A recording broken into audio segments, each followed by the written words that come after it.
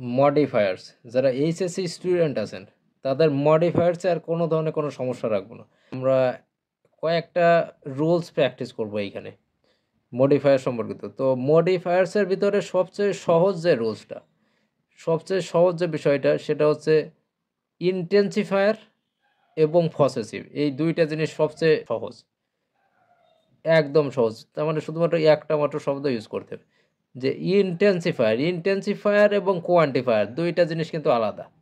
তো কোয়ান্টিফায়ার এবং ইন্টেন্সিফায়ার বিষয় দুইটা কিন্তু আলাদা। তো দুইটা বিষয় আবার অনেকে দেখা যাচ্ছে যে উল্টাপাল্টা করে ফেলে, এইটা একটু খেয়াল রাখবেন। তো ইন্টেন্সিফায়ার মানে হচ্ছে তীব্রতা বোঝায়। ইন্টেন্সিফায়ার দ্বারা কী বোঝায়? তীব্রতা বোঝায়। ইন্টেন্সিফায়ার শব্দটা বললেই শুধুমাত্র একটাই শব্দ ব্যবহার করবো, সেটা হচ্ছে ভ্যারি। এটা মনে রাখা একদম ইজি। তো ইন্টেন্সিফায়ার বললে আমরা কি ইউজ করব? ভ্যারি ইউজ করব। আর যদি কোয়ান্টিফায়ার বলে, কোয়ান্টিফায়ার দ্বারা কি বোঝায়? পরিমাণ বোঝায়। এই জিনিসটা খেয়াল রাখতে হবে। কোয়ান্টিফায়ার বলতে কি বোঝায়? পরিমাণ বোঝায়। যেমন 1 2 3, ম্যানি, মাস, সেভারেল, আ লট, এইগুলো হচ্ছে কোয়ান্টিফায়ার। তো আমরা ইন্টেন্সিফায়ারের কয়েকটা এক্সাম্পল দেখি এখানে, যে he worked dash hard to success in life. তাহলে সে কেমন পরিশ্রম করেছিল? He work dash hard to success in life. তাহলে কেমন পরিশ্রম করেছিল, এইখানে ইন্টেন্সিফায়ার ইউজ করতে হবে। He is a dash prestigious person, use an intensifier. এইখানেও ইন্টেন্সিফায়ার ইউজ করতে হবে। তাহলে he worked dash hard, very hard. কী লিখতে পারি? Very hard. সে কঠোর পরিশ্রম করেছিল। হি ওয়ার্কড ভ্যারি হার্ড, সে কঠোর পরিশ্রম করেছিল। তাহলে ভ্যারিটা কি? এটা হচ্ছে ইন্টেন্সিফায়ার। ইন্টেন্সিফায়ার শুধুমাত্র একটাই শব্দ, ভ্যারি হার্ড টু সাকসেস, উন্নতি করতে, ইন লাইফ, জীবনে। হি is a dash prestigious person. Prestigious মানে কি? সম্মানজনক, সম্মানীয়। তাহলে সে হয় একজন কেমন সম্মানীয় ব্যক্তি? কেমন সম্মানীয় ব্যক্তি? খুবই সম্মানীয়। তাহলে ইন্টেন্সিফায়ার এটা কিসের কাজ করে? ইন্টেন্সিফায়ার বলতে বোঝা হচ্ছে অ্যাডভার্বকে বোঝায়, অ্যাডভার্বকে নির্দেশ করে। এটা অ্যাডভার্বের কাজ করে। ইন্টেন্সিফায়ার কাজ করে হচ্ছে অ্যাডভার্বের। কিসের কাজ করে? অ্যাডভার্ব। দেখেন যে কেমন সম্মানীয়, খুবই সম্মানীয়। এই যে এই প্রেস্টিজিয়াসকে মডিফাই করছে, এই অ্যাডজেক্টিভকে মডিফাই করছে। অ্যাডজেক্টিভকে কে মডিফাই করে? অ্যাডভার্ব। তাহলে he is a very prestigious person, very prestigious person, সে খুবই সম্মানীয় একজন ব্যক্তি। তারপর কি আছে? He read a dash interesting story, use intensifier. Intensifier use করতে হবে। তাহলে সে পড়েছিল, রেড ভার্ব টু, পড়েছিল। রিডের পাঁচ হচ্ছে read. He read a dash interesting story, সে কেমন গল্প পড়েছিল। কেমন গল্প?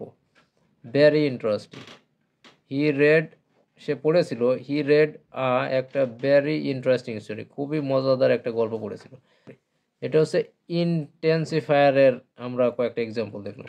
এরপর আমরা কোয়ান্টিফায়ার, 2 নম্বর রুলস কি? কোয়ান্টিফায়ার। কোয়ান্টিফায়ার এর কিছু এক্সাম্পল দেখব, যে কোয়ান্টিফায়ার 1 2, ম্যানি, মাস, সেভারেল, আ লট, এইগুলোকে কী বলা হয়? কোয়ান্টিফায়ার। এইগুলো দ্বারা পরিমাণ বোঝায়। তো এই যে ম্যানি এবং মাস, এই ম্যানি শব্দটা কখন ইউজ করতে হবে? কাউন্টেবল নাউনের আগে হচ্ছে ম্যানি শব্দটা বসে। এই যে কাউন্টেবল, কাউন্টেবল নাউনের আগে ম্যানি শব্দটা বসবে, আর আনকাউন্টেবল নাউনের আগে হচ্ছে মাস শব্দটা ইউজ করতে হবে। তাহলে ম্যানি হচ্ছে কাউন্টেবল নাউনকে নির্দেশ করে, এবং মাস হচ্ছে আনকাউন্টেবল নাউনকে নির্দেশ করে।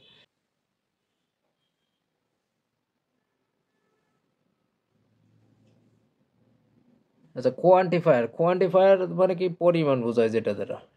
কোয়ান্টিফায়ারের আমরা কয়েকটা এক্সাম্পল দেখি এখানে, যে mister Siraj is an educated person. তাহলে মিস্টার সিরাজ কি? একজন শিক্ষিত ব্যক্তি বা শিক্ষিত মানুষ। হি writes dash forms, use quantifier. Use quantifier use করতে হবে শূন্যস্থানে। তো এইরকম কিন্তু আপনাদের মডেল কোশ্চেনের ভিতরে, বোর্ড কোশ্চেনের ভিতরে এরকম থাকবে, এই যে মডিফায়ার্সের যে টপিক্সটা আমাদের।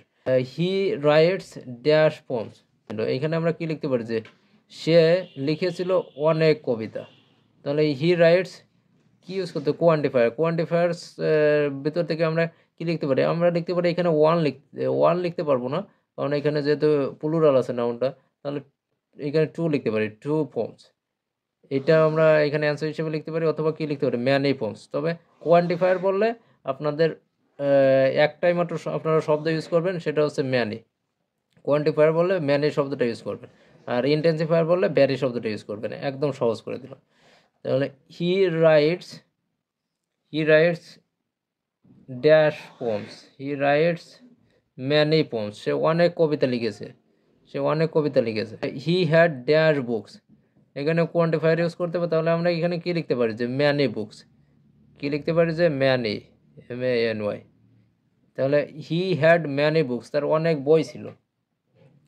মিস্টার সিরাজ একজন শিক্ষিত ব্যক্তি, সে অনেক কবিতা লিখেছিল, তার অনেকগুলো বই ছিল। হি অলসো হ্যাড, তার আরও কী ছিল, হি অলসো হ্যাড ড্যাশ মানি, তার আরও কী ছিল, অনেক টাকা ছিল। আমরা এটা লিখতে পারি হি অলসো হ্যাড, কোয়ান্টিফায়ার ইউজ করতে হবে। তাহলে কি কোয়ান্টিফায়ার মানে একটাই শব্দ ইউজ করবো, সেটা হচ্ছে many. He also had many money. এখানে কি ম্যানি আমরা ইউজ করতে পারবো? ম্যানি শব্দটা কিন্তু এখানে ইউজ করতে পারবো না। তার কারণ কি? তার কারণ হচ্ছে এখানে দেখেন মানি, এটা হচ্ছে আনকাউন্টেবল নাউন। মানিটা কি? আনকাউন্টেবল, আনকাউন্টেবল নাউন মানিটা। এটা আনকাউন্টেবল নাউন হওয়ার কারণে আমরা এখানে ম্যানি শব্দটা ইউজ করতে পারবো না। কারণ এইখানে দেখেন আমি প্রথমেই বলেছি যে ম্যানি শব্দটা কখন বলবে, এটা কাউন্টেবল নাউনের আগে দিয়ে ম্যানি শব্দটা বলবে, ম্যানি, এবং আনকাউন্টেবল শব্দের আগে মাস বলবে। তাহলে মানি শব্দটা যেহেতু আনকাউন্টেবল নাউন, সেজন্য কি এইখানে ম্যানি শব্দটা ইউজ করা যাবে না। কি লিখতে হবে যে মাস, মাস। তাহলে হি অলসো হ্যাড মাস মানি, তার অনেক টাকাও ছিল। হি অলসো হ্যাড মাস মানি। তাহলে মাসটা কি আনকাউন্টেবল নাউনের আগে দিয়ে পড়বে, এবং ম্যানিটা হচ্ছে কাউন্টেবল নাউনের আগে দিয়ে পড়বে। এরপর 3 নম্বরে আছে হচ্ছে পসেসিভ। পসেসিভটা আমি বলছি যে সবচেয়ে সহজ ইন্টেন্সিফায়ার, এবং পসেসিভ ইউজ করা সবচেয়ে সহজ মডিফায়ার্সের মধ্যে। দেখেন পসেসিভ কোনগুলো, এই যে মাই, আওয়ার, ইওর, হিজ, হার, দেয়ার, এইগুলো হচ্ছে পসেসিভ। যেমন আয়ের পসেসিভ কি, আই, মি, মাই। আয়ের পসেসিভ হচ্ছে মাই। উই এর পসেসিভ হচ্ছে our, we, us, our. You এর পসেসিভ ইওর। হি এর পসেসিভ হচ্ছে হিজ। হার কিসের পসেসিভ, শি এর পসেসিভ হচ্ছে হার। দে এর পসেসিভ হচ্ছে দেয়ার, দে, দেম, দেয়ার। তাহলে আমরা একটি এক্সাম্পলের মধ্যে যাই যে he is a student of HSC, সে হচ্ছে ইন্টারমিডিয়েটের একজন স্টুডেন্ট। হি রিডস বুকস, সে বই পড়ে। অ্যান্ড কমপ্লিট, শেষ করে বা সম্পূর্ণ করে, ড্যাশ হোমওয়ার্ক এভরিডে, তাহলে প্রত্যেক দিন সে বই পড়ে এবং তার বাসার কাজ, হোমওয়ার্ক, বাসার কাজ কমপ্লিট করে। তাহলে কার বাসার কাজ? এখানে যখন পসেসিভ ইউজ করতে বলবে, আমাদের মডিফায়ার্সের মধ্যে পসেসিভ যখন ইউজ করতে বলবে, তখন কি করতে হবে, ওই বাক্যের শুরুতে যে সাবজেক্টটা থাকবে, ওই সাবজেক্টের পসেসিভটা এই শূন্য স্থানে বসাতে হবে। তাহলে এই বাক্যের শুরুতে আমাদের সাবজেক্ট কি আছে, হি আছে। তাহলে হি এর পসেসিভ কি হয়, হি, হিম, হিজ। হি এর পসেসিভ কি হয়, হিজ। হি, হিম, হিজ, হিজটা হচ্ছে পসেসিভ। তাহলে he reads books and complete, হির থেকে কী আসবে, কমপ্লিট হিজ হোমওয়ার্ক, সে তার বাসার কাজ কমপ্লিট করে এভরিডে, প্রত্যেক দিন। তারপরে এখানে আমরা দেখি যে উই শুড বি কেয়ারফুল, আমাদেরকে সতর্ক হতে হবে। We should be careful of dash lessons, তাহলে উই শুড বি কেয়ারফুল, আমাদেরকে সচেতন হতে হবে আমাদের পাঠের প্রতি, আমাদের পাঠের প্রতি সচেতন হতে হবে। তাহলে এই যে এখানে বাক্যের শুরুতে এখানে কি ইউজ করতে বলছে, পসেসিভ, পসেসিভ ইউজ করতে হবে। তাহলে বাক্যের শুরুতে সাবজেক্ট কি আছে, উই আছে। তাহলে উই এর যে পসেসিভ ফর্মটা হয়, সেটাই আমাদের এখানে শূন্যস্থানে বসাতে হবে। তাহলে we should be careful of, we এর পসেসিভ ফর্ম কি, আওয়ার। উই এর পসেসিভ ফর্ম কি, we, us, our, we, us, our. তাহলে we should be careful of our lessons. এখানে কিন্তু আমরা দেয়ার লিখতে পারবো না, কারণ কারণ কি, দেয়ার কিসের পসেসিভ, দে এর পসেসিভ হয় হচ্ছে দেয়ার। এই জন্য এখানে কিন্তু দেয়ার লিখতে পারবো না, যেহেতু আমাদের সাবজেক্টিভ ফর্ম, তার মানে আমাদের সাবজেক্ট আছে উই, তাহলে উই থেকে কি আসবে, আওয়ার। একদম সহজ, এটা সবচেয়ে সহজ। তাহলে এইখানে আছে যে parents they always help their children, এই যে কোয়ান্টিফায়ার। তাহলে প্যারেন্টস পিতামাতা দে তারা, প্যারেন্টস দে অলওয়েজ তারা সব সময়, হেল্প সাহায্য করে, দেয়ার চিলড্রেন, তারা সবসময় সাহায্য করে কাদের সন্তানকে, তাদের সন্তানকে।